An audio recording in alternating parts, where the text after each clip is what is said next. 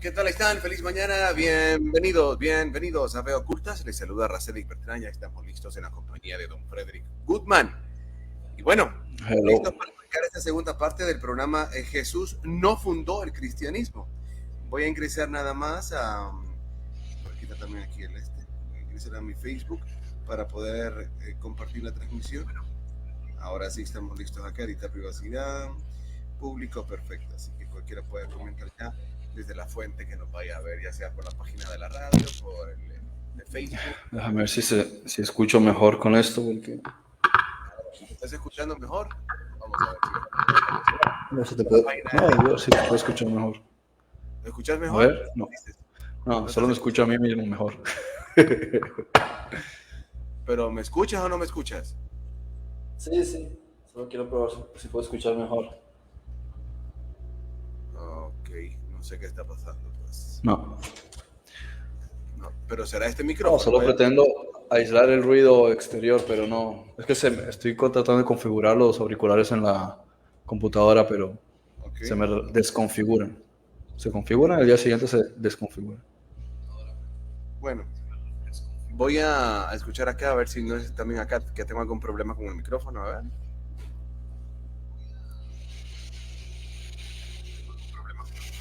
No, está bien. No, estamos bien. No estamos bien. Bueno, perfecto. ¿Estamos listos? Sí, mi amor, por favor. Estamos listos para arrancar con Veo Ocultas, ya a las 9:14 en Honduras, 3:14 por Canarias. Jesús no fundó el cristianismo, segunda parte. En la primera parte hablamos un poco realmente de en qué se centraba el trabajo de Jesús. No tiene nada que ver con crear una institución, crear una estructura, nada que ver. Ahora, que podrían existir de repente trabajos del Espíritu Santo que puedan ser un poco incomprensibles, pues no sé a qué me refiero. Es que fíjate que el otro día, bueno, yo hace tiempo meditaba algo y el otro día en un libro, en una conferencia que estaba escuchando de un teosófico, ¿verdad? De alguien que estudia la teosofía, me llamó poderosamente la atención un comentario porque a veces se me venían pensamientos similares. Tal vez no tan exactos como él lo decía, pero algo similar. Él hablaba de que, en cierta manera, exponía de que Jesús creó, no creó, sino que, no sé si la palabra sería fundó intencionalmente o sembró para que existiesen dos tipos de cristianismo, hablaba él. El gnóstico hablaba y el cristianismo de Roma, el de la Iglesia Católica. Me parecía interesante a partir de análisis, porque decía, a través de la Roma antigua, pues sabía que el mensaje, por lo menos para la mayoría de la humanidad, iba a poder llegar. Esa humanidad que todavía no iba a tener un desarrollo en conciencia como el que, pues, por decirlo de alguna manera, se pudo alcanzar con los gnósticos, ¿no? Es como decir que, como muy parecido a lo que podemos ver de repente en los textos gnósticos en función de la creación, ¿no? Que es a través de Yaldabaoth, pero es una cuestión guiada por el Espíritu Santo. Entonces, como que la barrabasada, por decirlo de alguna manera, de la Iglesia Católica tenía la intención de diseminar el mensaje de Jesús, tal vez no al nivel de conciencia ni profundidad más idóneo, por llamarlo de alguna manera, pero que iba a hacer su labor, ¿verdad? Fue un instrumento que iba a hacer su labor, y entonces ponía este paralelismo con el gnosticismo. Nosotros hablamos en el programa anterior de que Jesús no fundó ninguna estructura, no fundó ninguna iglesia, pero si vemos a partir de la voluntad de Dios, como algunos llaman, ¿no? O la soberanía, pues ahí está. La Iglesia Católica de Roma fue quien popularizó en el mundo entero el mensaje de Jesús, torciéndolo como sea, como fue con las demás denominaciones, torciéndolo, vulgarizándolo, manipulándolo, pero fue el medio, fue el caballo que se utilizó para diseminar este mensaje. Antes de entrar con lo de Pablo, me gustaría, no sé, algún análisis o alguna reflexión sobre esto que comento, Frederick, porque de alguna manera, pues yo creo que hay cosas que que sí son importantes analizar y como te decía, haciendo este paralelismo con lo que nos dice el libro de Valentín y algunos otros, de la creación del universo a partir de Yaldabaoth y la intervención de Sofía o el Espíritu Santo también, ¿verdad? No sé si llama la palabra correcta manipular, guiar o engañar a Yaldabaoth para que al final se llevaran a cabo los planes de creación, pues digamos que muchas veces vemos en la historia también que hay ciertos caballos, por llamarlo de alguna manera, vehículos que se utilizan, que no son los que uno puede decir, no, pero eso fue del diablo, pues, pero igual está dentro siempre de los trabajos que de alguna manera se quieren alcanzar o se van a hacer de acuerdo al nivel de conciencia de lo que se tiene en ese momento, como quien dice. ¿Qué opinas? Bueno, algo se logra, ¿no? No obstante, ¿qué habría sido del mundo si el llamado cristianismo no hubiese sido tomado por el Imperio Romano? No, eso habría también uno que planteárselo cómo habría sido, ¿no? Habría sido bastante interesante. Puede que hubiese pasado al principio un tanto desapercibido, pero pienso que en gran manera nunca se enseñó el cristianismo. O sea, los propios seguidores de Jesús, de Yeshua, ni siquiera lo entendieron, no lo entendían. No entendieron cuál era el objetivo de la crucifixión. Fíjate cómo lo manipularon hasta el día de hoy. El concepto de la crucifixión, el tema de la salvación, los pecados, o sea, todo era, todo lo que no habían entendido del judaísmo, pues llevarlo a otro nivel más conflictivo y complicado y deformado. Y al final, en realidad, lo que observas es el satanismo, el que viene a desdibujar toda la intención de lo que Yeshua estaba tratando de transmitir. Y la base la encuentras en sus propias enseñanzas, porque cuando tú observas las enseñanzas de Yeshua, de Jesús, y las comparas con lo que enseña la Iglesia Católica, o sea, cuando vas al meollo te das cuenta de que es un disfraz de amor, pero en realidad todo lo demás es interés de control y dominación global. No hay un concepto genuino de seguir lo que es la enseñanza en sí. Es como, me Es suena como bien lo alguien que que estás decía ayer, diciendo. fíjate que alguien decía ayer, perdona, decía alguien ayer, yo desde pequeño siempre tuve la idea de Jesús, de amor, sin embargo tuve la idea de Dios, del Padre, como aquel que estaba esperando cuando me equivocaba para castigarme. Entonces creo que esa dualidad también es como la que quieres presentar. Solo te dejo con algo más que quiero acotar. Estaba viendo una información en relación a Zoroastro y hablaba pues incluso escuchando el audiolibro del Vesta, ¿cómo se llama? Hay una parte que me llama la atención porque Zoroastro pide, ¿verdad? A Sura Mazda, bueno, a Dios, le pide que por favor, ¿cómo va a ser Zoroastro para que el zoroastrismo pueda llegar a más? ¿Cómo va a ser para que realmente la gente pueda acceder al zoroastrismo? Y me llama la atención que un análisis que escuchaba anteriormente a esto decía que gracias no sé a qué rey persa, es que el zoroastrismo logró establecerse como la religión principal. Entonces, o sea, yo lo que veo entiendo lo que dices, pero veo también esta situación como que de repente, pues, al mal menos peor, hagamos esto, utilicemos esto y con el tiempo vamos a ir alcanzando lo que queremos, porque igual, o sea, está bien, teníamos en aquel tiempo, por decirte algo, gnosticismo, teníamos ¿cómo se llaman estos sacerdotes? Me escapó el nombre ahorita a los que se apartaban, Dios mío, se me escapó el nombre, los esenios, o sea, que eran muy diferentes, muy profundos en su espiritualidad, pero no eran para todos. O sea, hoy mismo día lo tienes, no es para todos el que le va a encantar una cabala, el que va a encontrar belleza en agarrar un libro Veda, en que va a encontrar belleza en leer algo de Buda, en algo del Tao Te Ching. O sea, no hay gente que esté preparada para ese nivel. Entonces, como, ok, yo lo veo, ok, trabajemos con esto porque a este nivel sí lo van a aceptar. Aunque estén todavía en nivel de manipulación, pero sí lo van a aceptar. Ese es el tipo de cosas que al final yo veo que dentro de todo siempre hay como un mal menos peor o un bien menos del que se quiere alcanzar, pero algo se hace, ¿no?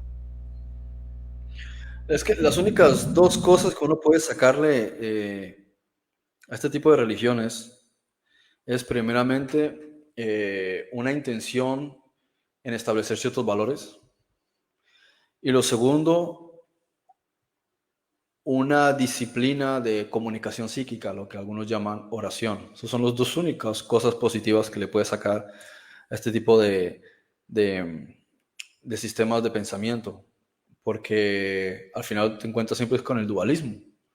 O sea, el primer intento después del diluvio de establecer un sistema de, de pensamiento filosófico que conectara al ser con su conciencia y con el infinito, o sea, que es lo mismo, fue el zoroastrismo con Zaratustra, ¿no? Pero es dual, porque él siempre está hablando del concepto de Ahura Mazda y también está hablando de Angra Mainyus. Entonces siempre es como este concepto dualista, y lo encuentras también en el judaísmo, ¿no? El concepto del Satán, sí, el concepto de Yahvé, siempre el concepto dual, y el cristianismo lo mismo, ¿sí? Lucifer y después del otro lado Cristo luchando contra Lucifer. Y es este dualismo permanente que no entiende que el verdadero enemigo no es un ser que está en otra dimensión o en otro planeta o en otro país o de otra raza, sino que todos esos son resultado de. La raíz es el ego, que es la serpiente antigua, el dragón, ese es el diablo, luchando contra tu propia conciencia, contra el Cristo que hay en ti, ¿no? Entonces, mientras no se entiende eso, al final todo se va mal. Se convierten en religiones cuando en realidad se trataba era de sistemas filosóficos que llevasen una disciplina. Esa es la base del budismo, por ejemplo, ¿no? Y lo ves también en el sistema del sintoísmo. O sea, hay formas de pensamiento, el taoísmo, por ejemplo, también. Son unas disciplinas, es una forma de ver el mundo. Entonces tú aplicas eso para conectarte con ese ser superior que tú eres. Pero en las formas de pensamiento occidentales, empezando por el malentendido yahvismo, ¿sí? Del pueblo de Israel, del antiguo pueblo de Israel, tenía este concepto dual supremamente arraigado, y tan arraigado que precisamente por eso las enseñanzas de Yeshua fueron tan poco asimiladas o entendidas, porque ellos todo lo traducían a su sistema dual. Y Pablo hizo lo mismo, y Saulo hizo lo mismo. Y observas que se trata de una cuestión mayoritariamente política, a diferencia de, diría yo, el resto de religiones del mundo, en coger el cristianismo y que sea una fachada para un interés de control mundial. Porque si nos vamos a las enseñanzas de Yeshua, de Jesús, él dice, el árbol se conoce por su fruto. Entonces, tú a través del fruto, tú pruebas el árbol y sabes si el árbol es bueno o es malo, si la manzana es horrible, si la pera es deliciosa. Entonces tú dices, o está estropeado el árbol o es de buena calidad o lo que sea, es con base al fruto que tú estás comiendo. Entonces, cuando tú ves la historia de la Iglesia Católica, ¿sí? Cómo empieza buscando es un monopolio, comienza, ¿sí? Censurando literatura. Bien, cuando tú ya censuras literatura es que tú quieres que la gente no conozca, no estás buscando una cuestión positiva. Eres consciente de que si la gente conoce la verdad, primero se van a rebelar contra ti y segundo van a deslegitimar tus intenciones. ¿Por qué?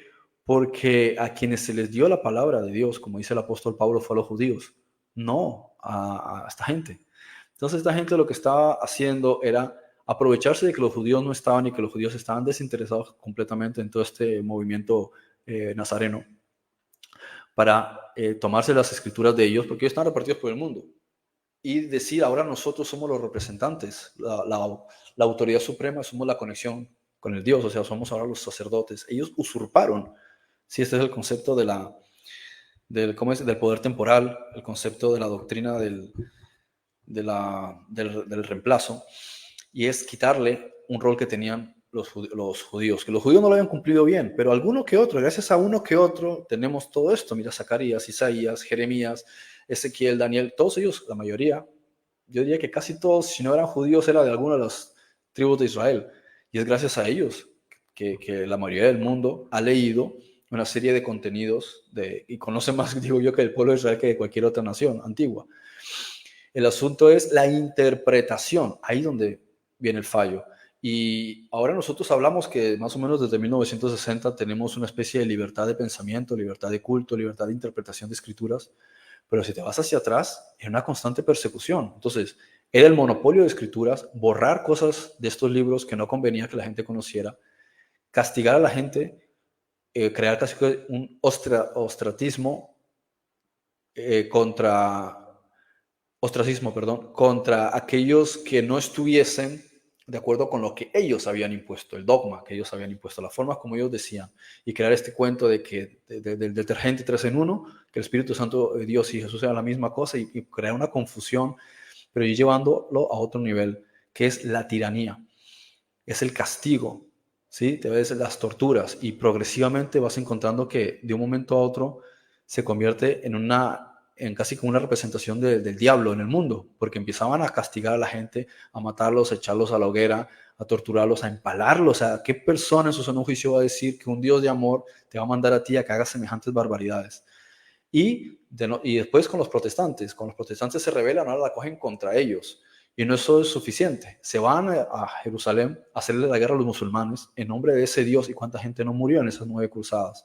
Pero tampoco es suficiente. Llegan al continente de América a expoliar los recursos, a matar a la gente, a violarlas, a robarles el oro, a imponerles cosas hasta el día de hoy, llaman la conquista, las colonias que pusieron ahí. Fueron a masacrar a todo el mundo en nombre de ese supuesto Dios que no guarda ninguna relación con la historia bíblica, porque el único elemento de donde se le mandó al pueblo a atacar a sus enemigos fueron enemigos por una cuestión no política, sino una cuestión de supervivencia. Era: ataca a los cananeos porque si no te atacan a ti, defiéndete de tus enemigos. Pero el resto de Israel como nación nunca se metió contra nadie, nunca se metió contra nadie. Cualquier principio dentro de la ley que este Dios del pueblo de Israel había establecido se basaba en el respeto a las demás personas. Si ellos quieren creer en esos dioses, es problema de ellos, tú no te relaciones con ellos.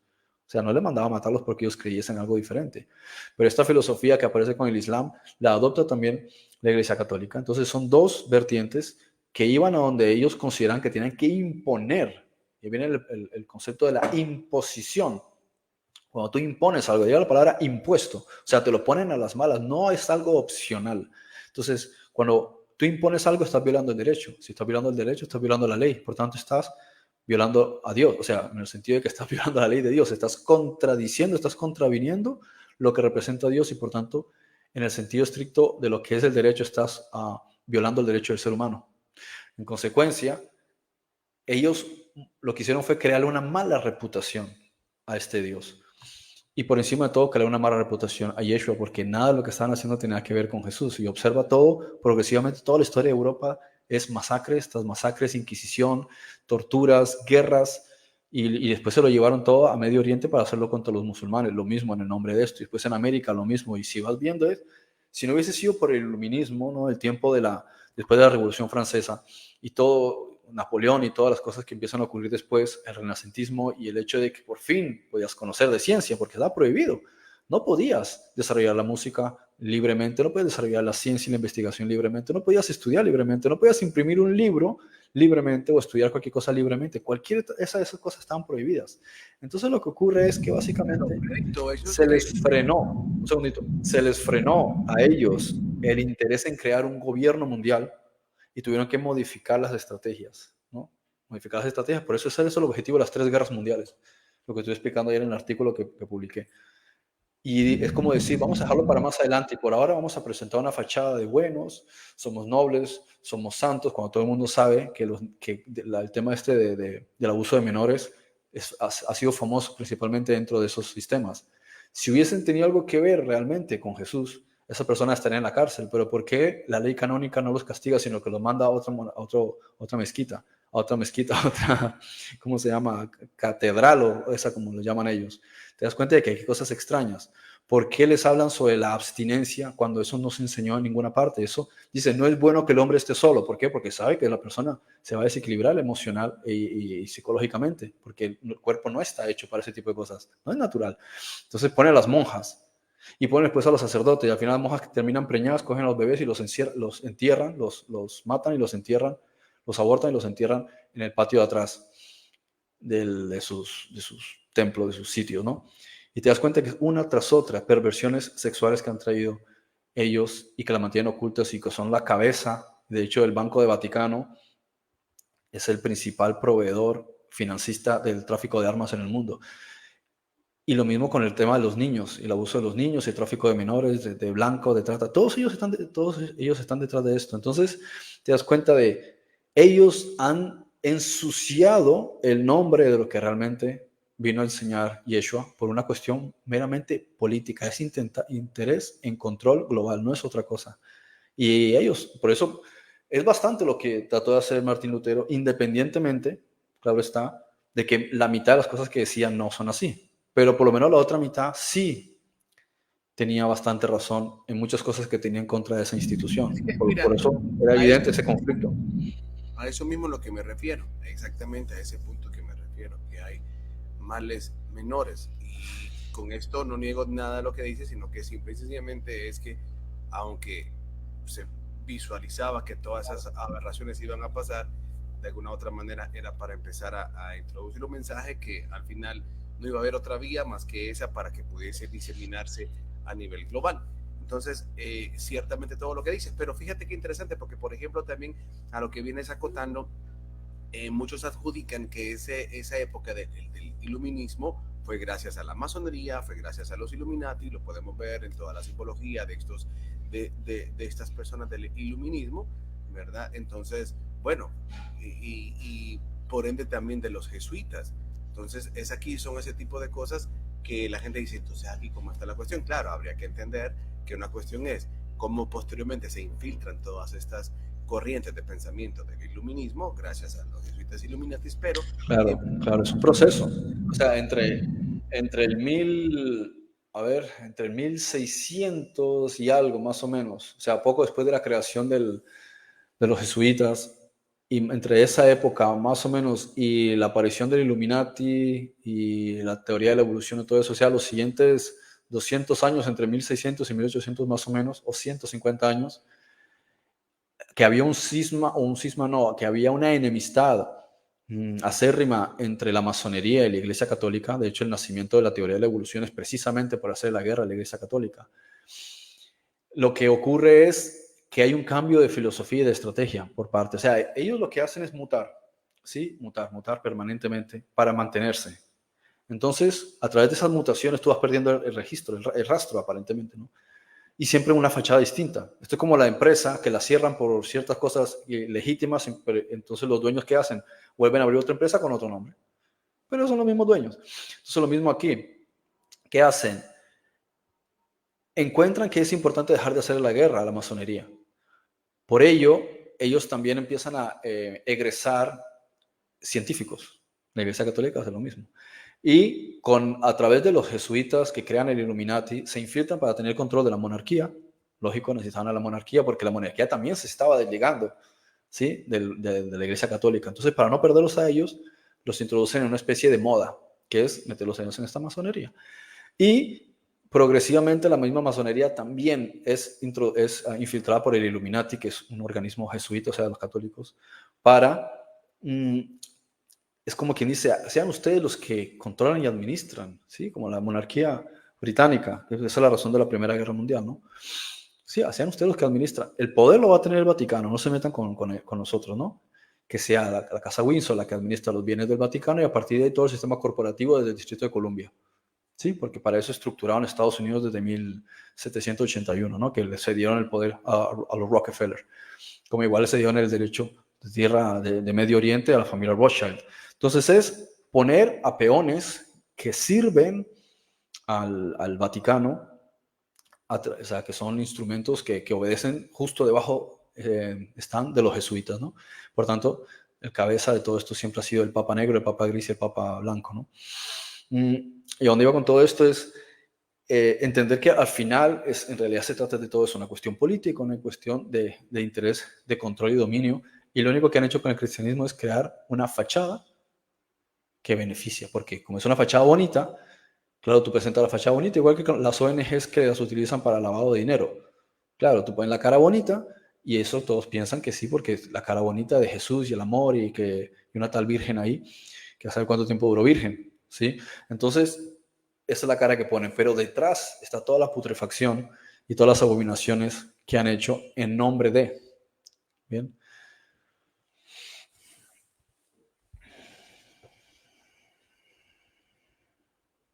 Si estás hablando no se escucha nada. Sí, perdona, no había habilitado el micrófono, lo siento. Bueno, entonces ahora entremos en materia con Pablo, porque hay algo que se le critica mucho a Pablo, y bueno, tú ya más o menos has venido también haciendo esos enunciados. Es en relación a que realmente quien funda el cristianismo, llamémosle de alguna manera, toda la parte teológica, doctrinal, de la estructura que toma la Iglesia Católica y que hoy incluso modela en muchas cosas la Iglesia Evangélica, toda esa estructura seglar, incluso podemos verlo también en algunas cartas, ¿verdad? Cuando hace la estratificación del liderazgo de los obispos, bueno, los que van a guiar, etcétera, etcétera. Toda esa estructura piramidal, por llamarlo de alguna manera, de funcionamiento de lo que hoy llamamos iglesia, se le adjudica a Pablo. Toda la teología cristiana se le adjudica a Pablo, y muchos critican y dicen, por eso, o sea, realmente no fue Jesús, no tiene nada que ver lo que hoy entendemos como cristianismo, si no es realmente por Pablo. Entonces viene este pensamiento dual donde algunos podrían caer en este hoyo y decir, bueno, entonces, ¿qué? ¿Pablo se lo inventó todo? ¿O a Pablo le fue revelado? ¿O qué fue lo que pasó con Pablo? Pablo, hasta el pensamiento más simple y más llamémoslo así, vulgar, podría pensar, bueno, entonces Pablo es bueno o es malo. O sea, desde ese pensamiento tan simple al hecho de irse a profundizar y analizar realmente qué fue lo que sucedió con Pablo. ¿Estuvo bien? ¿Estuvo mal? ¿Cómo catalogarlo? ¿Cómo analizar? ¿Por qué lo hizo? ¿Fue inspiración del Espíritu Santo? ¿Qué es eso que tenemos hoy? Si es Pablo el que crea el cristianismo, ¿cómo valorarlo? ¿Cómo pensarlo? La intención, Entregó, lo que, perdón, solo déjame terminar. ¿Fue lo que Jesús le entregó para que fuese?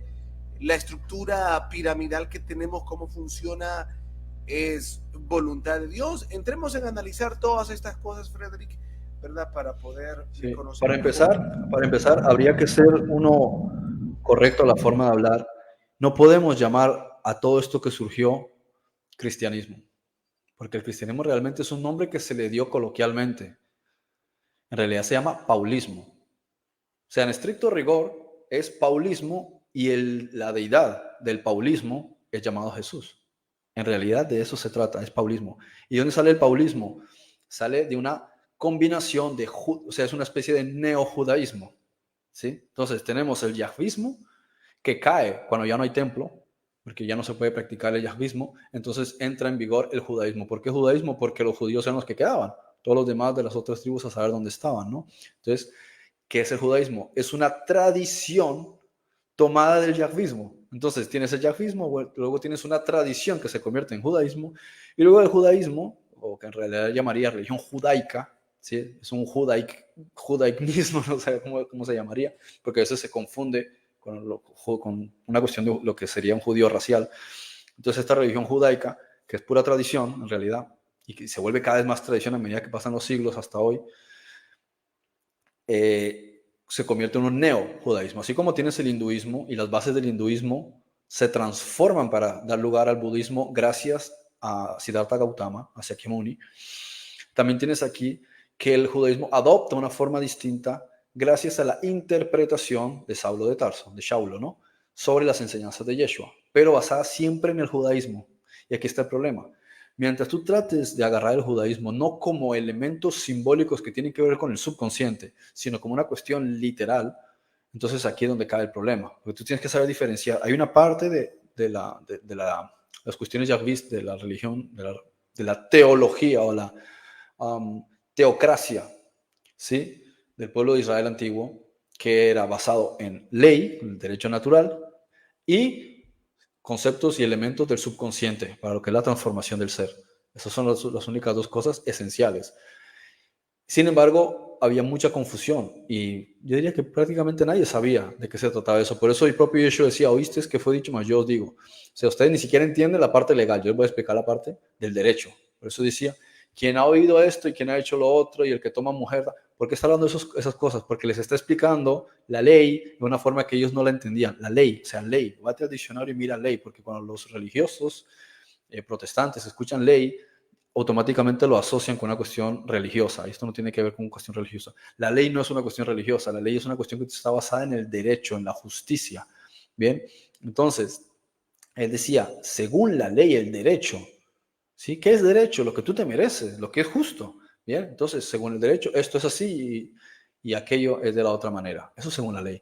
Y luego, cuando hablaba de otras cuestiones, que es toda esa serie de normativas, aparte de que tenían un propósito para su momento, porque no había agua potable, porque necesitaban un ejército, porque necesitaban alimentarse, porque hacía falta, no había papel higiénico, entonces había que hacer algo respecto de eso. Yo cuando los romanos ponen alcantarillados y cuando ya empieza a haber agua y ya la gente no se moría tanto por disentería, entonces la cosa es distinta. No hace falta ese tipo de normativas, pero de todas maneras tienen un significado para el subconsciente, porque se trató de buscar en los dos niveles, que fuese práctico durante un tiempo para el beneficio de la gente, para una mejor calidad de vida y el respeto también mutuo entre las personas, pero que también tuviese un componente subconsciente. Lo que pasa es que el nivel subconsciente nadie lo entendió. Se sentaron fue en que es literal y si no lo cumples, no, no funciona así. Ley es una cosa, son los mandamientos, entiende, no hagas daño a las demás personas, no hagas a los demás lo que no quieres que te hagan. Y lo demás son elementos que tienen que ver con el comportamiento y la psicología humana.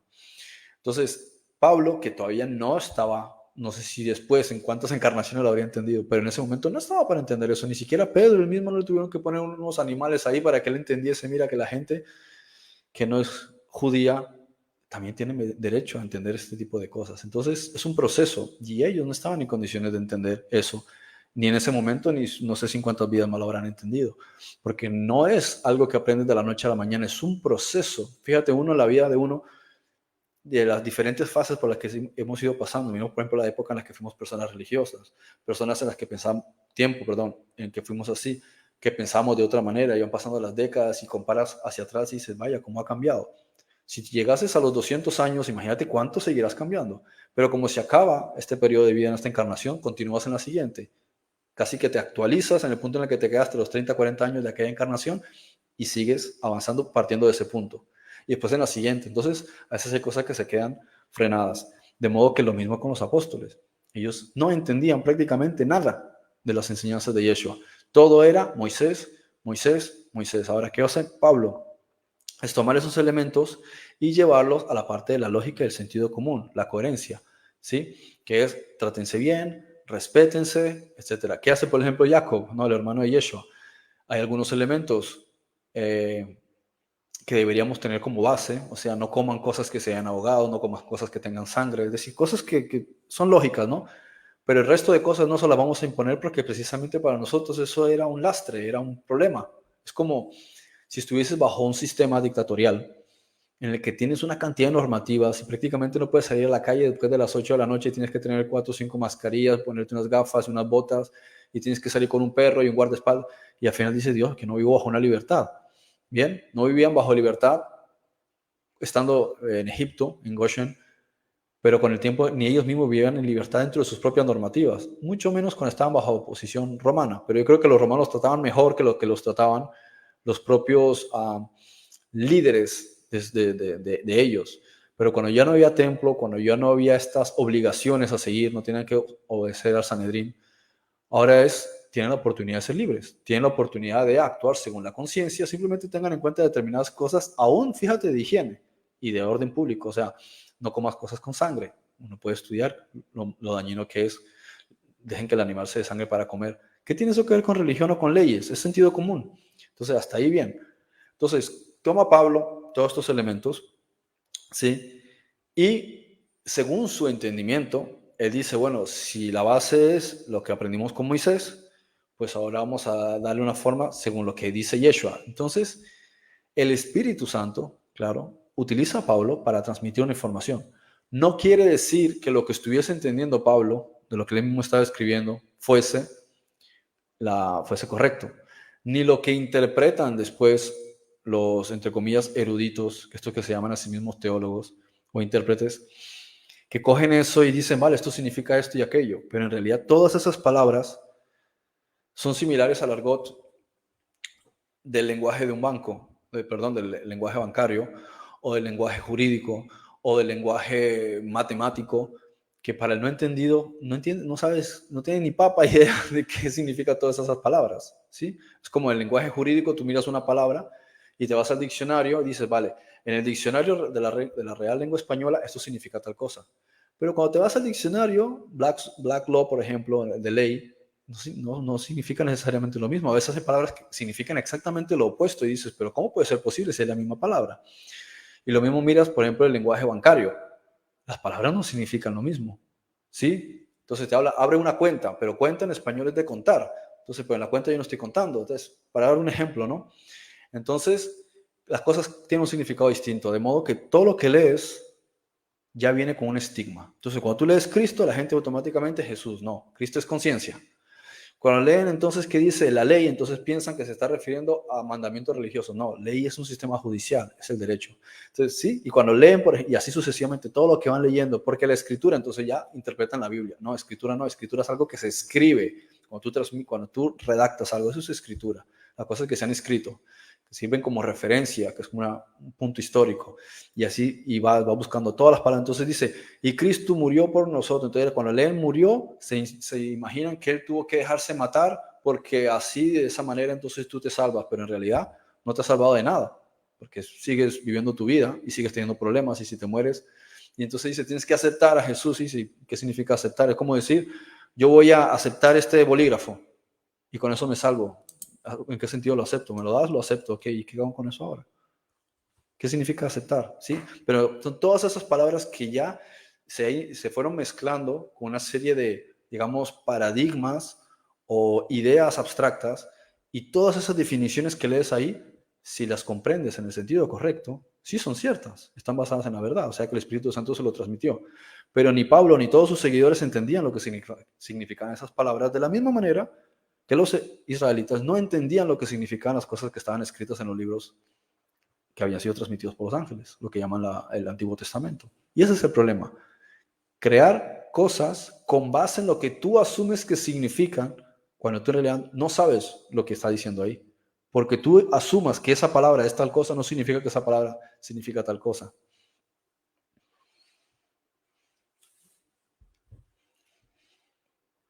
Creo que tienes que desactivar el micrófono otra vez. Sí, perdona, es que me trabo mucho en eso.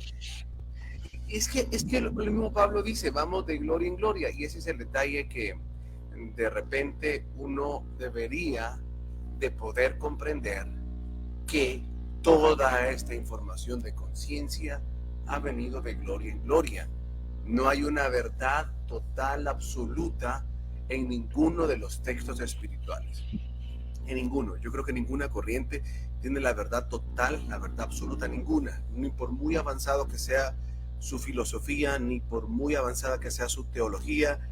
Creo que al final aquel versículo que dice, en la multitud del consejo de los sabios está la sabiduría, creo que realmente el detalle está en que sí se puede encontrar la verdad en todo, pero es una verdad codificada y profunda, y es una verdad, lo que yo siempre he dicho, la verdad más accesible que aún la misma escritura nos dice, porque engañoso es el corazón y la del corazón. O sea, esa es la verdad primera que todos estamos llamados a buscarla, y aún la advertencia dice la escritura, porque engañoso es.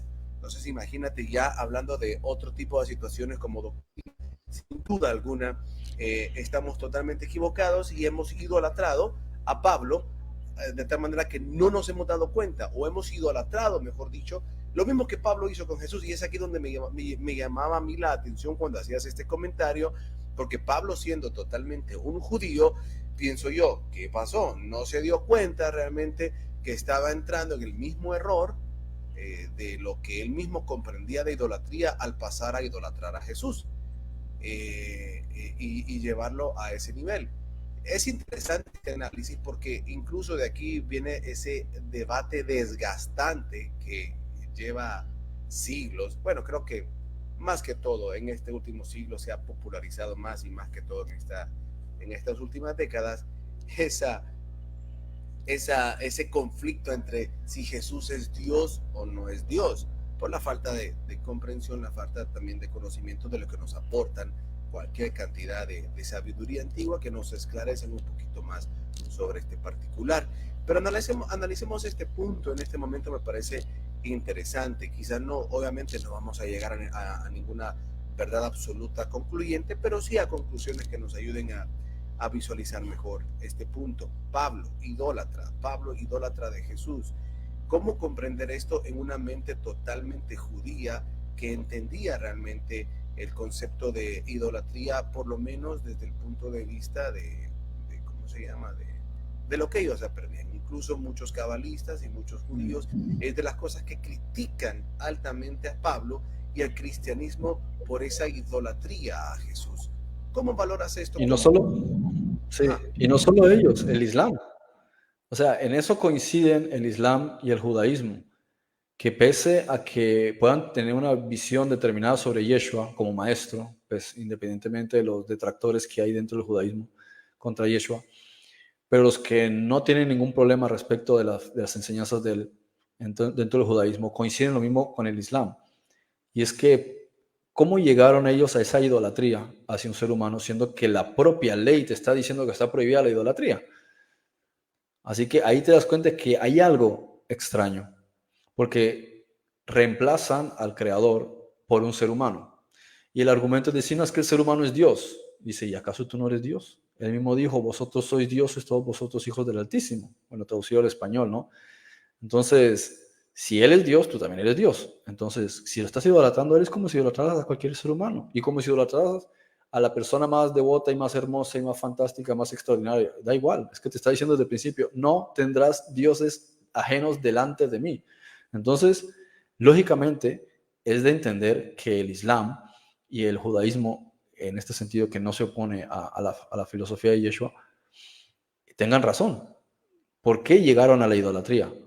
Si precisamente eso era una de las bases elementales y es un punto angular de la ley, y no solo de la ley, del sentido común, porque vas a encontrar que el propio Yeshua, Jesús, lo transmite en otra literatura, si lo dice, ¿por qué pasaban a idolatrarme si yo nunca les dije nada de idolatrarme? O sea, soy el primero que no vine a abrogar la ley, sino a cumplirla. ¿Por qué ustedes pasan a idolatrarme a mí cuando yo no estaba buscando que me idolatraran? Estaba buscando que me imitaran. ¿Sí? Una cosa es imitar a otra persona, otra cosa es idolatrar. Son cosas completamente distintas. ¿Sí? Dice, síganme. Entonces te está diciendo que lo sigas. ¿Y cómo lo vas a seguir? Mira a ver qué pasos se está dando y lo sigues tú. Las cosas que yo hago, vosotros también las podéis hacer y aún mayores. A ver, entonces aquí hay una cuestión que te deja pensando. Si Él es una especie de Dios, o sea, algo que yo no soy, y dice que las cosas que Él hago yo también las puedo hacer, y aún mejores, quiere decir, aún mayores quiere decir que puedo estar en una situación mejor que Él. Y dice, porque algún día alcanzaremos la estatura de la plenitud de Cristo. O sea, si Cristo va a estar aquí, no vamos a alcanzar el mismo nivel, o sea, que vamos a ser igual como Él, Dios como Él. Y dice, Padre, que ellos sean uno como tú y yo somos uno. Ok, entonces se supone que ellos iban a ser tan uno como el otro uno, de manera que todos vamos a ser uno.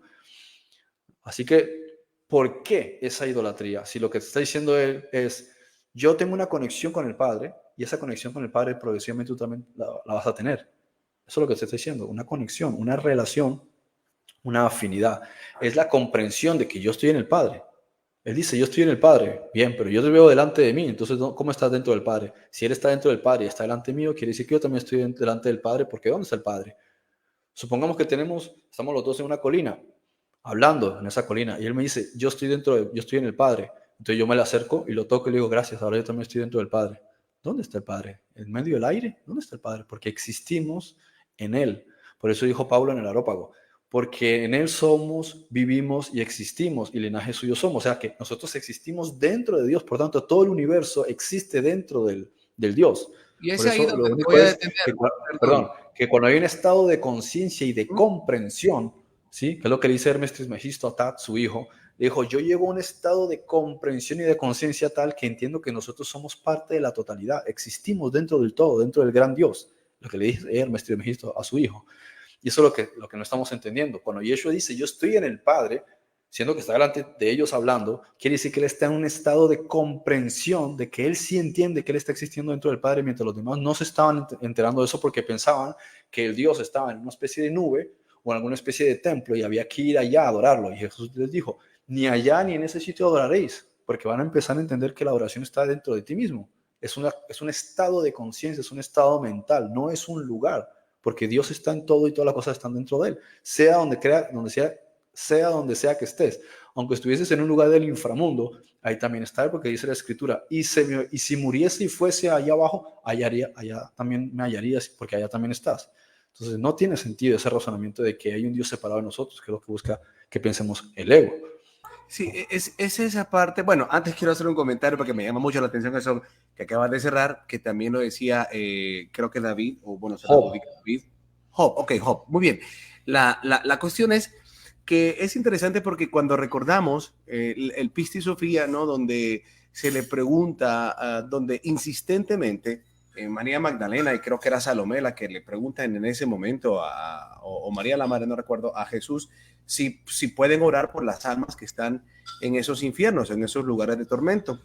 Y de tanta insistencia, pues Jesús, porque primero como que Jesús la va llevando que no, que como que ya no hay salida, ¿no? Pero luego Jesús le responde y le dice que frente al amor no hay ley y que oren por esas almas para que pronto puedan salir de esos lugares. Entonces es interesante porque aún ahí, en esos lugares de tormento, puede la persona atormentada, la persona que esté experimentando eso, puede llegar a tener la claridad, ¿verdad? Y recibir esa luz, porque en todos lados está el Padre y eso es lindo entenderlo. Ahora, regresando a lo que decía de Pablo, y es aquí donde nuevamente se presenta una situación dual, o es que por lo menos se ha malinterpretado esa situación dual de Pablo. ¿Realmente Pablo idolatraba a Jesús? Porque cuando vemos esa declaración en el Areópago, pues estamos teniendo una de las más grandes revelaciones que el cristianismo debería de aprovechar, tan claro como Pablo lo presenta, para salir de esa dualidad ¿verdad? De lo que tenemos, si Dios está en un lugar o no está en un lugar, ¿no? Entonces, esa visión que muestra Pablo en el Areópago, pareciera entonces que estamos frente a un pensamiento dual de Pablo, que tuvo un momento de gran iluminación, pero luego cae nuevamente en la idolatría. ¿O qué es realmente? ¿Pablo, tú encuentras realmente en el mensaje de Pablo idolatría hacia Jesús, o es algo que se ha tergiversado de Pablo? Rosa la idolatría porque entra en la creencia sobre el Mesías. Ahora, nosotros en nuestro idioma decimos Mesías, ¿sí? Y en las escrituras, lógicamente, porque hay una traducción, leemos Mesías. Leemos del griego, que traducen Christos, o sea, de Cristo traducen Mesías. Y de hecho la palabra Mesías es de origen hebreo, la palabra Mashiach. Ahora, vamos a analizar la palabra Mashiach. Viene de Mashhut, de Mishei, que es la unción. ¿Qué es ungir? Ellos tenían en esa región, en el Mediterráneo, muchas olivas, ¿no? Porque el olivo representa el reino de los cielos. Entonces tú coges, lo estrujabas, ¿sí? Y el jugo de la oliva. Entonces cuando tú tienes el aceite, tú te untas de ello. Ahora, ¿qué significa eso? Untarte. Los cristianos quiere decir los untados. ¿De qué se untan? ¿De qué se untan? Entonces hay que ver, cuando tú practicas algo constantemente, tú estás empapado de eso, como se suele decir metafóricamente, ¿sí? Yo estoy untado de ese tema porque soy muy afín a esa cuestión. Estoy permanentemente en esa salsa, diríamos en español. Entonces, cuando tú estás permanentemente en ese estado, es como si te impregnases. Por eso les enseñaban a ungirse a los sacerdotes, a los profetas, a los reyes, etc. El hecho de que te mantengas untado de eso, untado de lo que representa el reino de los cielos. Ahora, ¿qué representa el reino de los cielos? Si no lo entiendes, entonces no sabes de qué te estás untando.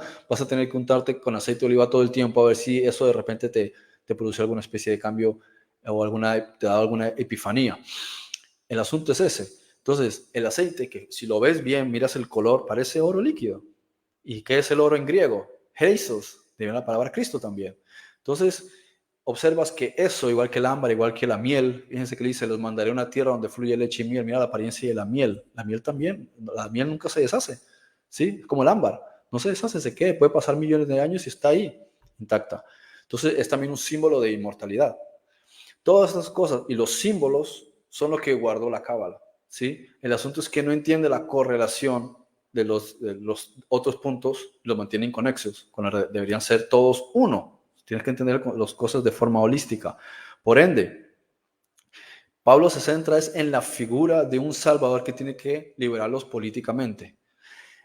Y trata de llevarlo al nivel que los tiene que salvar de X cosa. Y piensas, ¿de qué se supone que los tiene que salvar? Entonces, ahí es donde entra otro de los grandes dilemas. ¿Qué es la salvación? ¿Salvación de qué? Cuando tú observas y analizas todas las enseñanzas de Yeshua, ¿sí? Dejemos por un lado, por ejemplo, el Pistis Sofia, ¿no? Con el habla del inframundo, porque no era el punto central, eso se lo contó a ellos años después de la resurrección, como, como quien enseña a sus más cercanos, ¿sí? Dentro de su sistema hermético, algunos misterios, ¿no? Por eso dice, y él aún no les había revelado estos misterios y aquellos misterios. Han pasado años después de la resurrección. Entonces, lo que era la base, lo que él enseñó públicamente, lo que él enseñó en su núcleo en su círculo más cercano, no se relacionaba con lo que más adelante les iba a explicar, porque todo va en un proceso. Entonces, eso básico que les enseñó no era la salvación. Porque, ¿la salvación de qué? Tú todo el rato observas que dice, y el reino de los cielos es semejante a. Y en el reino de Dios esto es así, así. Y esto es semejante al Hijo de Da. Y el reino de Dios, todo lo que está diciendo es del reino de Dios. No está diciendo nada de que te tengas que salvar de nada. En ocasiones puntuales, él y Yohanan el Bautista le dicen a ciertas personas, ¿quién os ha enseñado o quién os ha hecho creer que podréis escapar del Gehenna? ¿Sí? O sea, del valle de la pudredumbre. ¿Quién les enseñó eso? Y también les llama serpiente, generación de víboras. Entonces Yeshua en algunos casos específicos les dijo a ellos, ¿sí?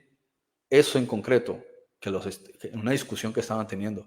Pero es que en eso no giraba, o sea, en torno a eso no giraba la enseñanza que le estaba transmitiendo. Él estaba hablando del reino de los cielos, o sea, tu estado de mental, cuando tú te deshaces del ego, cuando tú llegas a tu punto de creación, que es la capacidad de dominar tu mente para poder crear la vida y el escenario de vida que realmente debería ser, porque para eso es para lo que vinimos a este universo, entre otras cosas, del aprendizaje. Crear y vivir una experiencia de la vida según una mente recta, como lo llama el curso de milagros, mente recta. En consecuencia, la idea de que te tienes que salvar de un infierno no venía como parte de las enseñanzas de él. Eso es algo que explica Yeshua cuando les habla sobre las reencarnaciones y cuando les habla del intermedio, ¿sí? Habla sobre ese tipo de cosas, pero al público en general simplemente les habla del reino de los cielos, no les habló del infierno. De hecho, que haga un comentario ni siquiera quiere decir que les haya explicado qué es eso del infierno. Simplemente habló del Gehenna, que era algo con lo que ellos estaban familiarizados. O sea, esos sitios ahí por fuera de la ciudad donde desechaban todas esas cosas del templo y que estaban llenos de pudredumbre y que en su tiempo los filisteos o en especial los jebuseos hacían rituales para Molech o para, ¿cómo le llaman? Milcom, como le llamasen en otras culturas, que cogían a los hijos de las propias mujeres y los degollaban, los torturaban y hacían otras porquerías que harían, ¿sí? Que es de donde viene todo esto que hace el cabal, de entre ellos y de los hititas. Y esas mujeres se ponían a gritar y esos lamentos reboteaban por toda la colina y se escuchaban a lo lejos. Entonces, para que no se escuchara, empezaron a hacer tambores, bum, bum, bum, bum, bum, bum, bum, para tratar de mitigar el sonido de los gritos de las madres, de por qué les arrebataban los hijos y los tiraban ahí, los sacrificaban y los degollaban y los desangraban en honor para el dios Milcom, para Molech. Entonces, aquí te das cuenta de que eso era el Gehenna y ellos estaban muy familiarizados con eso porque se conocía culturalmente esa aberración. Incluso israelitas llegaban a practicar eso también, se dejaban influenciar por los cananeos en ese tipo de cosas. Por eso dice, y no volveréis a sacrificar a vuestros hijos a Molech. O sea, eso quiere decir que ellos también se introdujeron en este satanismo. En consecuencia, Yeshua les habló fue de eso, ¿sí? Les hablaron de eso porque era una aberración. No les hablaron del infierno desde el punto de vista de lo que el traductor escribe, que es ya una cuestión de la mitología griega, que es de ese lugar del inframundo donde domina Hades, uno de los hermanos de Zeus y Poseidón, que después de la victoria contra los titanes se readministraba en el planeta y Hades fue mandado al inframundo para administrar, Zeus a los cielos desde el Olimpo y Poseidón los mares. Ese es el concepto de la mitología griega y por eso se adopta el nombre Hades. De hecho, lo ves en la Biblia, en el Nuevo Testamento, Hades esto y Hades, en vez de poner Sheol. Bien, entonces, ¿qué era eso de salvarse? ¿Salvarse de qué? Salvarse de los problemas que tú mismo creas en todo momento, independientemente de que hay un proceso en la conciencia, que no está limitado al cuerpo, en la conciencia, cuando dejas el cuerpo, en un plano paralelo de este planeta o del que te toque, en la encarnación que estés, en el que hay fases de sanación psicológica, bien, antes de que vuelvas a entrar en un cuerpo. En ese proceso que le llaman el intermedio, hay unas situaciones que pueden ser mucho más gravosas que otras. Por eso habla del camino del medio, habla de los tormentos del caos, habla de Ouroboros, ¿sí? Que nosotros lo llaman las tinieblas de afuera o la tiniebla exterior. O sea, hay unos niveles dependiendo del grado de daño que tiene la mente de la persona. Porque lo que tú haces, aunque tú te creas que eres el más malo y que ocultas todo eso es como los datos hoy día que le quedan administrados en la nube. Entonces, todo eso queda administrado en la conciencia. Cuando tú dejas el cuerpo, necesitas depurar todo eso. Entonces, vas a tener que ir a un lugar acorde al estado de tu conciencia para poder preparar el escenario, tu siguiente encarnación, para continuar el proceso de trabajo y desarrollo de la conciencia, el proceso evolutivo de la conciencia. Entonces pueden ser situaciones supremamente horribles, porque es como si tuvieses sueños en los que sientes realmente torturas, pero eso, especificar, es para aquellos afines a eso. O sea, si tú has estado cuidando ovejas, ¿sí? Y te mueres, tú no tienes por qué ir allá porque no hay una relación. Pero si has estado matando gente en una guerra, eres un tirano, tú tienes detrás de ti todos esos datos acumulados. Entonces, cuando dejes el cuerpo, que muchas personas piensan, no, es que no he vivido el karma en esta vida, pues entonces mucho peor. Ojalá lo hubiese tenido en esta vida porque queda sin deudas. Y eso es lo que enseñaba la Biblia sobre el asunto del pecado. En realidad se refería a una deuda que tú tienes con otra persona, en el sentido literal, en el sentido energético. Entonces esas deudas las tienes que pagar. No es que haya un lugar hecho para una persona justa para que sufra. No, eso no tiene coherencia, no hay justicia. El universo parte de la justicia porque Dios es la ley. Entonces, si Dios es la ley, si eres una persona que no hace daño a otra persona, a otro individuo, si dejas el cuerpo, no le estás debiendo nada. Entonces no hay una acumulación kármica. Simplemente hay una fase de sanación subconsciente durante algunas décadas hasta que vuelves a encarnar. Entonces en un embrión, en otro proceso, en otra etapa, para que continúes en otro escenario, con otra configuración, otras cosas que necesitas perfeccionar. No obstante, si hubieses hecho cosas realmente gravosas sobre otra persona y crees que te vas a quedar impune, entonces todo eso se va a quedar acumulado. Ahora, puede que hayas sido a prisión y hayas pagado muchas cosas. Puede que algunas cosas ya no tengan que suceder porque ya se te ha pagado. Pero al daño que le hiciste a otros, aún vas a tener que encontrártelo con esa persona que le hiciste daño en otras vidas.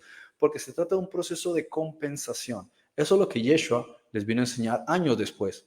Pero en ese momento, ¿cómo les vas a explicar eso si ellos no entendían nada de eso? De hecho, ni siquiera tenían la comprensión del concepto del infierno. Eso no existía. Eso existía en la mitología, bueno, en muchas mitologías, ¿sí? Como encontramos en Naraka, en la cultura hindú, si existe en el budismo o en el jainismo, existe, bueno, el Mictlán, creo que se llama, en la cultura, no me acuerdo si es azteca o maya, ahora mismo no me viene a la cabeza. Luego está Helheim, en la cultura nórdica, escandinava, o sea, sí había esta concepción, y Enoch también lo mencionó, sea debajo de la tierra, literalmente, sea en otros planos inferiores, lo que se llama el Tala, ¿sí? En la cosmovisión hindú o en los Vedanta, donde la mente puede estar en un estado de conciencia cuando deja el cuerpo y se traslada para continuar su proceso de transformación interior, ¿sí? Antes de encarnar, a ese plano de realidad. No va a estar aquí en este plano en el que nosotros estamos, porque este es el de los vivos, necesitamos interactuar con otros elementos. Va a otra zona, se escoge un lugar debajo de la tierra. Pero no quiere decir que si tú vas a ese lugar debajo de la tierra vas a verlos. Simplemente hay unas habitaciones contiguas, por así decirlo. Entonces, el concepto de la salvación es una completa, ¿cómo se podría decir?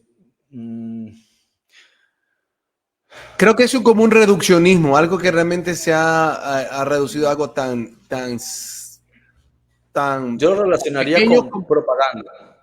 Yo lo sí, claro. relacionaría con propaganda No, porque claro, es una propaganda, una pero cosa, creo una cosa que dice, creo que lo dice, perdón, que lo dice William Bramley en su libro Gods of Eden, dice, de no haber sido por el concepto de la culpabilidad que se inventó la Iglesia Católica, no había tenido éxito. Porque si tú no puedes conseguir que las personas se sientan culpables o tengan la necesidad, y míralo en el marketing, yo te ofrezco este bolígrafo, ¿sí? A ver si se ve, no se ve, sí, se ve. Ahora tú me dirás, amigo, es que tengo 20 bolígrafos, ¿por qué iba a querer tu bolígrafo? Entonces tengo que buscar, inventarme. Hasta el día de hoy ocurre, mira con el asunto esto de los pinchazos, mira con cualquier otra cosa. Si no creas una necesidad, primero tienes que crear un problema, luego tienes que crear una necesidad y luego crear una dependencia para poder que tu producto tenga utilidad. Fíjate, si tú no atacas el sistema de la medicina natural, nadie iba a querer ir a una farmacia, una farmacia. ¿Por qué? Porque iba a tener que me envenene si está la naturaleza. Entonces tienes que transformar todo el sistema desde la base del sistema educativo para poder que alguien acepte comprarte algo que al principio por lógica diría, ni en broma me va a meter esto en mi cuerpo, tú estás loco. Entonces te tengo que hacer creer que este bolígrafo es lo que tú realmente necesitas. Entonces, esto es lo que observamos en realidad. Propaganda. Propaganda para que conseguir devotos.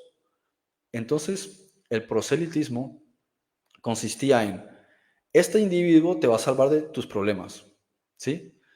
Si no lo aceptas, vas a sufrir escarnio y torturas horribles en un infierno. Listo, ya tienes el negocio montado. Ahora falta la credibilidad, como es la autoridad, porque es el poder que estaba ejerciendo en el momento. Claro, la gente tenía miedo de sufrir torturas en yo que sé qué sitio después del inframundo, después de esta vida. Si lo dicen ellos, porque son los representantes de Dios, entonces seguro que es verdad. Entonces necesito este individuo para poder evitar que esto me pase. Pero es que no necesitas a ese individuo. Ellos no te están mandando a Jesús. Ellos están utilizando a Jesús como un medio de marketing para que tú vayas es a ellos, para que tú te sometas es a la curia vaticana, al Papa. Y eso ocurre también con las religiones protestantes, los mormones, los testigos de Jehová. En realidad lo que hacen es sentimiento de culpabilidad, la idea de la necesidad de un Salvador para que tú llegues a ellos. Entonces ellos dicen que ellos representan a Cristo para que tú vengas a ellos. ¿Por qué? No te van a decir, si tú encuentras a Cristo en ti, avanzas en tu vida. Y entonces ellos como sociedad, ¿cómo van a crecer? ¿Cómo van a recibir ingresos? ¿Cómo van a crecer como infraestructura? Necesitan que tú sientas la necesidad de que tienes que estar afiliado a ellos. Y una de las formas en las que hacen es que te tienen que sumergir en el agua. Bien, entonces transformaron el elemento que tenían los sacerdotes, que era de mantente todos los días, mantente limpio. O sea, limpia tu mente, limpia tu conciencia, ¿sí? Renuévate, que es lo que también hace Juan Bautista. Es la oportunidad de que inicies de nuevo, ¿sí? Lo que quiere hacer Juan el Bautista, que es lo que después hacen los seguidores de Yeshua. Reinicia para que tu mente asocie que no tienes que tener sentimientos de culpabilidad del pasado, sino decir, mira, tengo una conciencia nueva. Parto desde este punto, me da igual lo que pasó antes. Entonces es una forma positiva de poder ayudar a la conciencia en su proceso de transformación. Y por encima de todo, que es lo que hacían los soldados que se metían en el mitraísmo, Constantino y todos estos, la secta del mitraísmo era sumérgete para implicarte en la sociedad, en el gremio, ¿sí? Como cualquier sociedad que tiene su ritual. Entonces, ¿qué hacen ellos? Cuando tú coges a tu hijo y lo llevas a este bautizo católico y coges al sacerdote y lo sumergen en el agua, a ti te hacen creer que han lavado los pecados, pero en realidad ellos toman nota, escriben cuál es el nombre de tu hijo, la familia, etcétera. Dentro de la ley canónica significa que tu hijo ahora está bajo autoridad del poder del Papa. Pueden hacer lo que les dé la gana con tu hijo, porque por ley tú has cedido tu poder y tu autoridad como padre y como madre y se lo has pasado a esta institución. Eso es lo que realmente ocurre desde el punto de vista legal.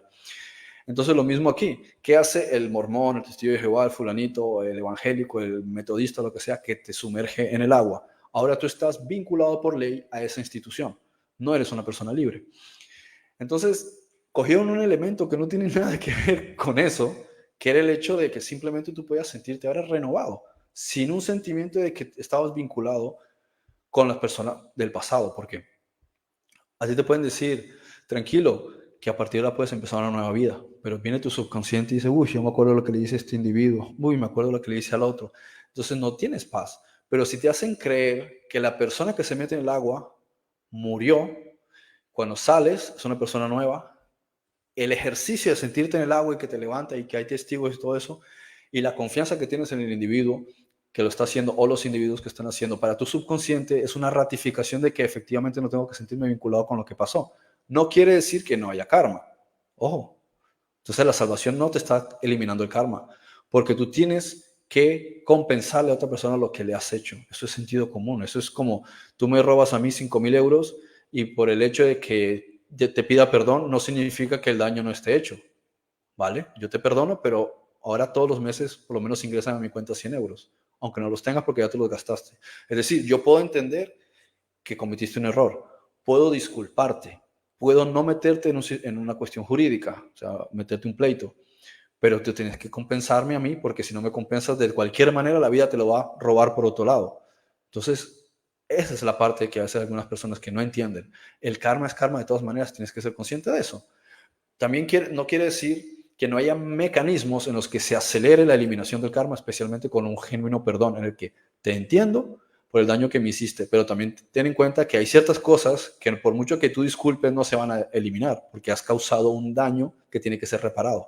Por eso los israelitas tenían que sacrificar una cabra o una paloma o un bicho de no sé cuánto, el otro animal o un ternero de un año. ¿Por qué hacían eso? Porque tenía que pesarles entender que el daño que tú le haces a otra persona no queda impune. Va a causar un dolor y el dolor te afecta a ti porque ese animal que tú estás sacrificando es un animal de tu propio rebaño, que tú lo creaste desde chiquitito y que te duele ahora tener que degollarlo porque a ti no te gusta estar matando animales, mucho menos un animal que era inocente, porque ni siquiera lo están matando por una necesidad alimentaria, porque ellos se alimentaban de otras cosas, no estaban matando a sus animales, el animal se lo comían en fiestas solemnes, ellos para eso comían pan y tenían otras cosas, no andaban comiendo tanta carne. El animal era como una representación de su propiedad, su ganancia, la palabra ganancia de ganado, ¿sí? Lo que yo he ganado, ¿sí? Ese es el ganado.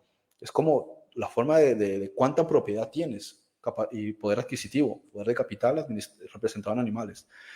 Entonces, cuando a mí me haces daño en mi economía, me afecta y eso me duele. Lo mismo hace el Estado. Te saltaste el semáforo, multa. ¿Que hiciste tal cosa? Multa. No sé qué, multa, pero ¿qué es esto? ¿Es la ley para compensar el daño que le he hecho a otra persona? ¿O es una forma de cogerme a mí para exprimirme y sacarme dinero? Porque te duele, es para que no lo vuelvas a hacer. Hablando de forma ejemplificativa, lógicamente, en realidad sí funciona en el Estado así. No es tanto por eso. Porque muchas cosas que hace que le hagas daño a otra persona, arréglaselo a esa persona. No tienes por qué estarle pagando al Estado porque el Estado no tiene nada que ver con eso. Simplemente te cogen como unidad productiva. Pero este aspecto también importante de entender sobre el asunto del, de la salvación y lo mismo con el tema del sacrificio. Te vas a sentir culpable porque Cristo murió por mí. Yo podía preguntar, a ver, basándome en el derecho y la justicia, ¿yo acaso le pedí permiso? ¿Yo acaso le dije a ese hombre que se sacrificara por mí? A mí me gustó una cosa de una película, no sé si la has visto, que es una de las películas más cómicas que he visto, que se llama La vida de Brian, y viene un hombre que era lisiado, o no sé si era ciego, o tal, y viene y dice, por favor, una moneda para un ex leproso, para un ex paralítico, algo así. Le dice, ¿cómo que ex paralítico es leproso? Y dice, sí, porque vino un tal Jesús y me dijo, toma, porque sí, eres sano. Y perdí mi trabajo. Yo antes tenía un trabajo honrado, tirado en el suelo, la gente me da dinero y ahora como estoy sano nadie me da dinero y no sé hacer nada. Pero lo que me hace pensar es, tiene sentido. Si mira la historia bíblica, Jesús no iba por ahí sanando a la gente porque sí. Pídele permiso a las personas porque es su derecho. Entonces no puedes simplemente pretender, yo me voy a matar por ti, ahora tú estás en deuda conmigo. Y yo puedo decir, yo no te pedí que te mataras por mí, porque ahora siento que tengo una especie de responsabilidad contigo o un compromiso. Has violado mi derecho en ponerme una tesitura en la que yo, si no quiero aceptarlo, entonces no puedo. Ahora tengo que sentirme mal por ello. ¿Te das cuenta? Está violando la ley. No, no funciona de esa manera. Por encima de todo, que la ley dice, no morirá nadie por el pecado de otro. Entonces, hay muchas contradicciones aquí que no tienen ningún sentido. Mira, algo que una vez meditando sobre ese versículo, cuando Jesús habla del Gehenna y de estos procesos, hablaba que es como el gusano, ¿verdad? No solo déjame pedir un favor. Que es como el gusano, no usó la simbología del gusano y que no para de día y de noche. Algo así, la simbología. Me llamaba poderosamente la atención porque recordaba una película, una serie de televisión que se llamaba House of Cards, donde el personaje principal pues había asesinado y mandado a asesinar a muchas personas. Pues él cae en coma y en ese proceso de coma él está viviendo un tormento en el coma, donde está teniendo experiencias con las personas a las cuales él había asesinado. Dame un segundito. Entonces, esta persona tenía estas experiencias con quienes había asesinado y en estos, llamémosle sueños, no sé cómo llamarlo, en el coma, estas personas como que iban hacia él para matarlo nuevamente. Entonces como que se repetía y cada vez soñaba lo mismo, era como estar en un bucle, en algo sin fin que se repetía, se repetía y se repetía. Entonces yo meditaba y pensaba en esa palabra de Jesús, el gusano, y solo recordaba el concepto informático de gusano, ¿no? Como un virus, ¿no? ¿Y qué es lo que hace un gusano en una computadora? Eso es lo que hace, un estado de loop en el sistema, o sea, queda como en repetición, como que no avanza, como trabado, ¿no? Como que quiere arrancar, pero no arranca, y continúa y continúa. Entonces, me llamó mucho la atención porque en algo que tú comentabas, ¿verdad?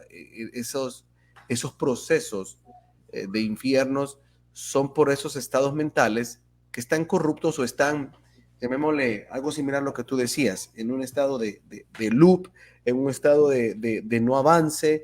Recuerdo también algunos testimonios, y no sé si también era en alguno de los libros de Caballo de Troya, de JJ Benítez, cuando hablaba de la muerte, que mencionaba que personas que se suicidan quedan en un loop repitiendo el suicidio, repitiendo el suicidio, repitiendo el suicidio, repitiendo el suicidio. Entonces, es interesante ver cómo Jesús utilizó en aquel momento el símbolo del gusano, que es un símbolo informático y tiene que ver, ¿no? con información, ¿no? Tiene que ver con eso, de que se quedan en esos estados de loop y de repetición. Por eso es interesante que en esos procesos de reencarnación existe ese reseteo. O sea, ve qué interesante, ¿no? Todo relacionado. Hoy que tenemos la tecnología, podemos comprender qué tan avanzados eran aquellos lenguajes antiguos que están relacionados por llamémosle hoy día, con cuestiones informáticas que podemos entender con mayor claridad. Y no digamos ahora con lo que dicen, ¿no? Que son capaces de hackear el cerebro. Entonces, interesante todos esos datos en cuestión de poder visualizar esos estados de manera diferente. Y también comprender que yo te decía que es como un reduccionismo. ¿A qué me refería con reduccionismo? El hecho de que el tema de la salvación se ha reducido únicamente al concepto de infiernos, que tiene que ver, pero no propiamente, exclusivamente a ello. O sea, si lo vemos a nivel macro, el concepto de salvación, el hecho de, como dice el curso de milagros, que el milagro son correcciones en la mente, si yo hago las correcciones en la mente, de acuerdo a lo que realmente soy, estoy entrando en un proceso de salvación.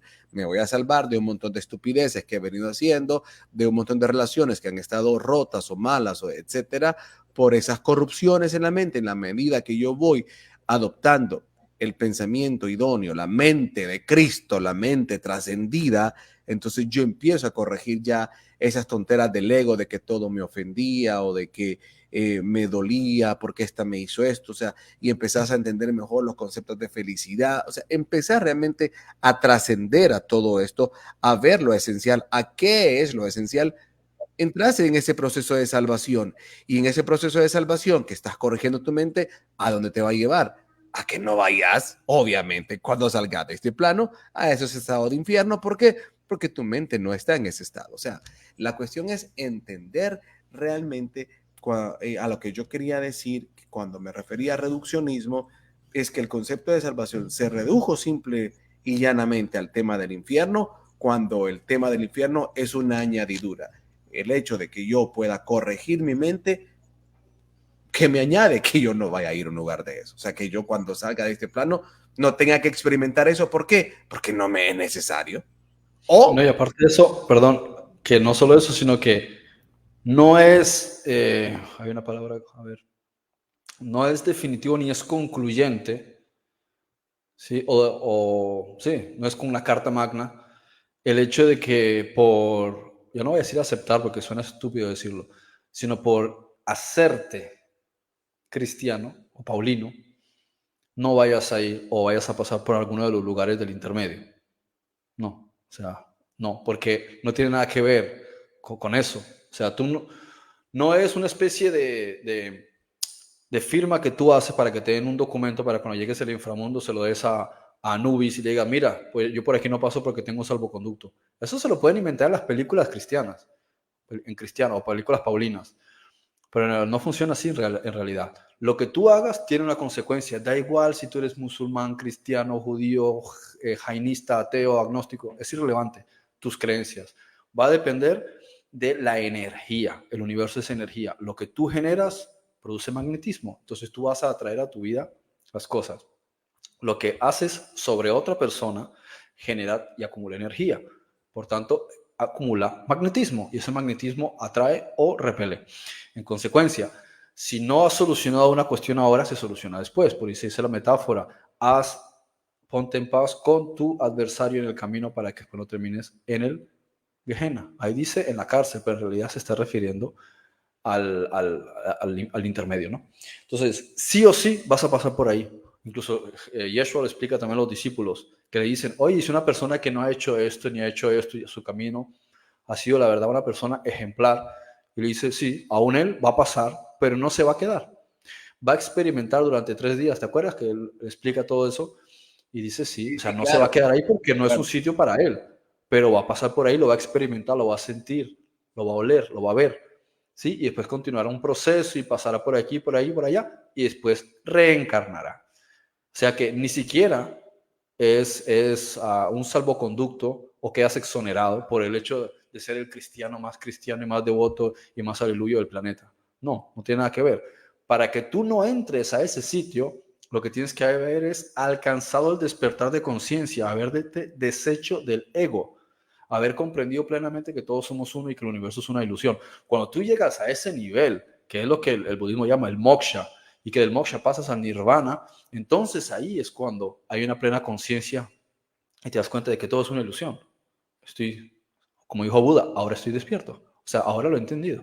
Y cuando llegas a ese punto, entonces se puede decir que has alcanzado la mente crística, la mente de Krishna o de Krista, que es lo mismo, crística o búdica, que es lo mismo, ¿sí? Del despertar de la conciencia, la comprensión de que todos en realidad somos uno. Y no es una forma metafórica o filosófica de decirlo, sino cuando tú lo entiendes en un sentido literal.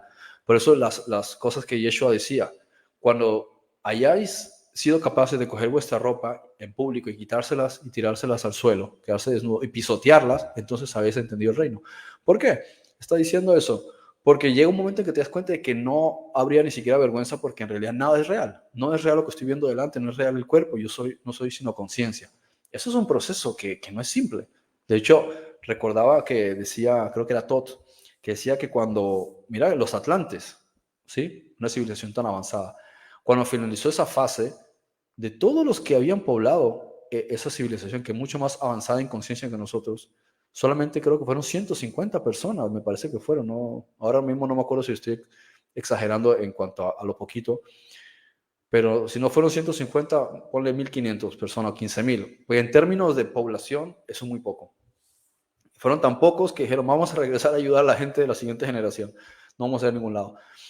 Y eso que estaban bastante entendidos. Lo mismo aquí, por eso habla de las resurrecciones, el libro de Loaspe cada 2000 años, que es otro problema también, el cuento de la resurrección, ¿sí? Que le hacen creer a la persona que ahora de repente los cementerios van a empezar con las películas de The Walking Dead, ¿sí? O The Last of Us, de repente la gente va a empezar a levantarse de los sepulcros.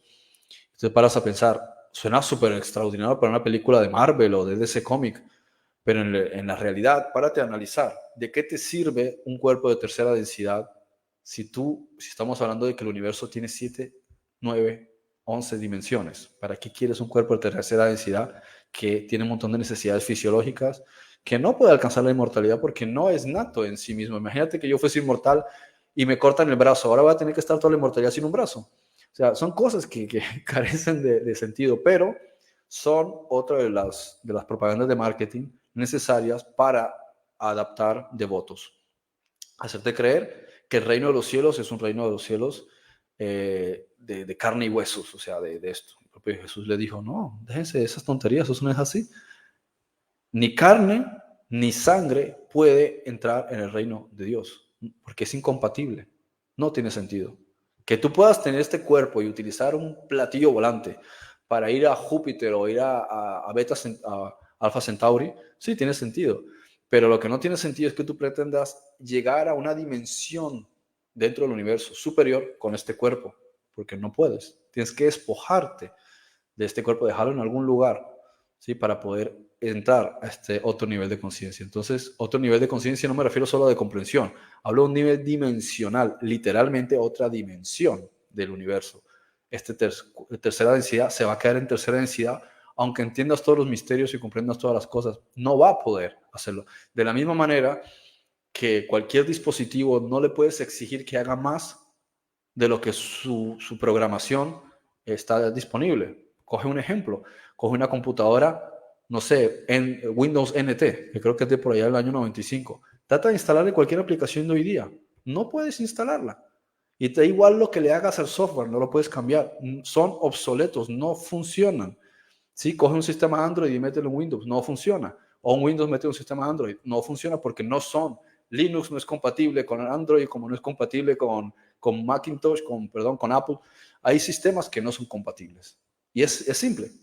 No tienen nada que ver esos universos, son universos distintos. Así es. Ayer escuchaba a un físico decir, si alguien se te presenta diciendo que viene de la cuarta dimensión, pues entonces dile si es capaz de sacar una pelotita dentro de una caja sin abrir la caja.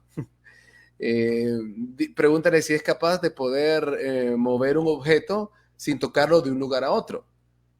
Entonces, solo para ejemplificar Claro. el hecho de que este cuerpo de 3D no tiene las prestaciones necesarias de las que tiene uno de 4D, ni uno de 5D, ni uno de 6D. Porque es un cuerpo de carbono. Y el cuerpo de carbono va a necesitar este aire, va a necesitar este agua, va a necesitar estos alimentos, se va a deteriorar porque es una cuestión natural, biológica. Va a depender de la luz solar, va a depender del agua de mar, de la sal, principalmente va a depender de la sal. ¿Sí? Va a depender de elementos que tengan carbono. Pero tú no puedes imaginarte en otra dimensión con cosas dependientes del carbono, porque es como si escogieses y lo bajases de grado a dimensión netamente bariónica de estos elementos y estructuras atómicas. Y no funciona así. Sí, por eso Jesús, por mucho que les intentó explicar a sus discípulos que no funciona así, no pudo explicárselos. Por eso se les tuvo que presentar de la misma manera como lo habían conocido, porque no entendían. Y aún así pensaban que era un fantasma. ¿Sí? Tenía que comer delante de ellos, hacer el paripé, el drama de que comía, para que ellos no se imaginasen que estaban ante un fantasma, porque imagínate, un fantasma comiendo pescado y pan, eso ya sería el colmo. Porque si no estás Así preparado es. para entender ciertas cosas, no hay manera de metértelas en la cabeza. Entonces, por eso proliferó esta creencia de la resurrección, en vez de la comprensión de que el tacum o el alzar o el despertar es de la conciencia, no el cuerpo. Y ese es el cuerpo que te vas a adquirir, un cuerpo de cuarta dimensión aplicable a un alma de cuarta densidad o de quinta o de sexta para un estado de conciencia de cuarta dimensión.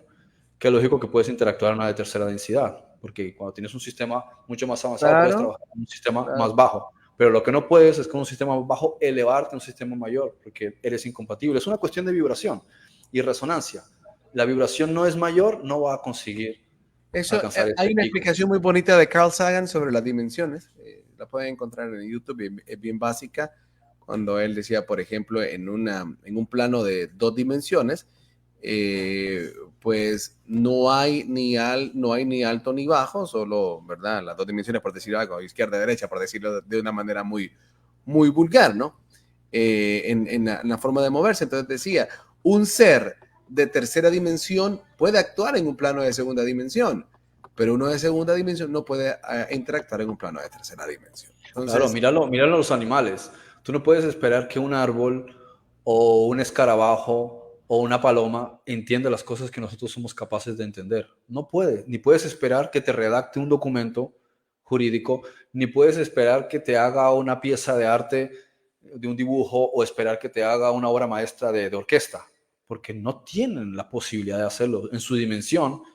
O sea, no es porque tú le quieras meter cosas en el cerebro, por mucho que trates de hacerlo, hay un límite, hay unas capacidades, hay unas prestaciones que te da una dimensión, ¿sí? Y esa dimensión tiene que ver también con el aspecto cuántico. Entonces, puede haber unas mejoras y tú puedes generar mejoras. Lo hizo Yaheves con nosotros hace, no sé, 40, 100 mil años, introdujo elementos en nuestro ADN que nos permitió tener un habla desarrollada, una estructura lingüística desarrollada, gramática, etcétera, que nos ayudaría a la aceleración del conocimiento y por tanto a la aceleración del despertar de conciencia para avanzar a la cuarta dimensión.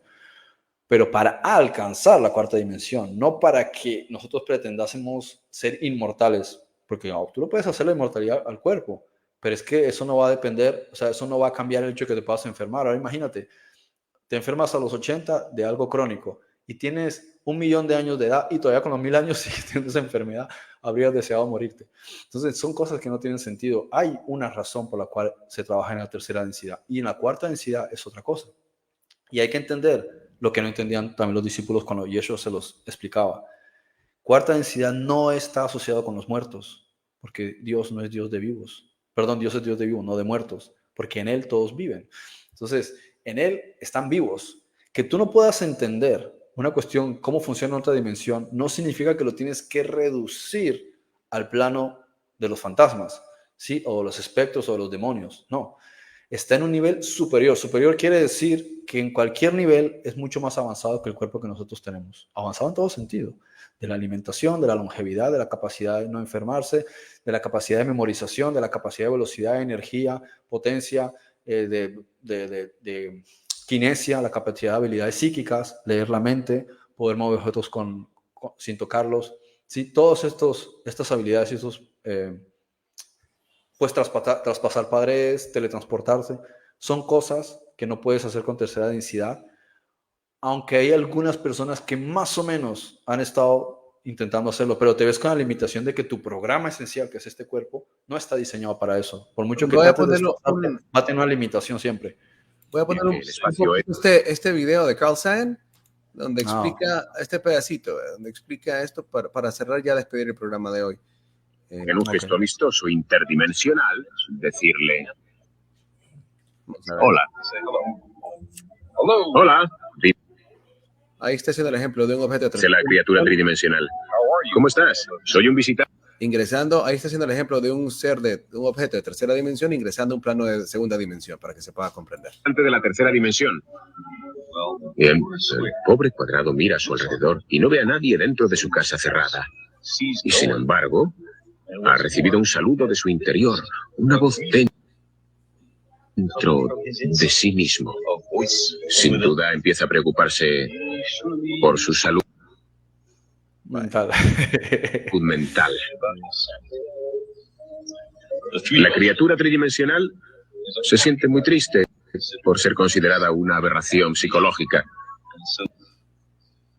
de forma que desciende para entrar en el mundo plano. Aunque una criatura tridimensional solo puede existir en una superficie plana parcialmente. Solo se puede ver un plano, un corte de ella. De manera que, cuando la criatura tridimensional llega al mundo plano, solamente se pueden ver los puntos de contacto. Vamos a representar esto mojando la manzana en esta almohadilla de tinta y estampando la imagen sobre la superficie plana. Bueno, ahí está. Ok, solo lo pueden buscar igual. Solo era para ejemplificar también el hecho está buena la ejemplificación de él y también sale en un documental de hace como 15 años que se llama En la Madriguera. También lo ejemplifican, pero con diseño gráfico, ¿sí? Con animación 3D. Sí, correcto. Entonces, la cuestión es comprender el hecho de que incluso, por eso, seres de otros niveles de conciencia, podemos ver nosotros en textos antiguos que aparecen con ciertas habilidades y ciertas características que uno dice, wow, ¿cómo es posible que hizo eso? Claro. O aparecen o desaparecen. A veces es tecnología, pero otras veces cuanto más avanzados estén es simplemente una cuestión de teletransportación o simplemente de materialización, porque pasa de un nivel de vibración alto a reducir la velocidad de vibración para que entre en el rango de capacidad visual o auditiva. Por eso es importante, mira, y aquí para cerrar ya, por eso es importante abrir la mente, porque es donde vienen estos conflictos entre aquellos que se creen muy científicos y ateos negando el mundo que llamamos paranormal, ¿no? Igual aquellos que todo lo materializan y dicen, no, es que todos los ángeles son materiales, son extraterrestres de otros planetas. O sea, estamos hablando de seres de diversas dimensiones que interactúan con nosotros, de diversos planos que interactúan con nosotros y que pueden tener desde su forma hasta su no forma, desde su simple y sencillamente para nosotros solo ver, no sé, escuchar una voz y que pueden interactuar de diversas formas que no comprendemos, este ejemplo de Carl Sagan ayuda a salir de esa cápsula tan estúpida del ateísmo y tan tonta también muchas veces del cristianismo, que todo lo quiere espiritualizar, o todo lo quiere la otra corriente que todo lo quiere materializar o encerrar en tercera dimensión. Entonces entendamos que somos realmente seres, o en este momento no hablamos de lo que realmente somos como conciencias o como espíritu, sino el envase que tenemos es un envase limitado que va a ir de gloria en gloria, ¿verdad? Vamos a ir tomando envases de gloria en gloria. Bueno, así que ahí te mandé, no sé si lo quieres poner un momentito, toma 2 minutos. Te mandé ahora mismo por WhatsApp una imagen, no sé si la quieres compartir un segundo. Sí, solo que estoy teniendo problemas con el internet, porque no, ahorita que me lo enviaste. Bueno, pero es una imagen, no es un video. No, yo sé, pero es que no sé por qué el WhatsApp no me lo quiere abrir. Ya lo abrió. Aquí está, no lo había querido abrir. Si ves el documento, es un documento del FBI, no sé si lo puedes sí, yo hice este programa de unos seres que tenían solo, que habla de seres de otras dimensiones, ¿no? Sí, entonces aquí tienes un documento del FBI de 8 de julio de 1947.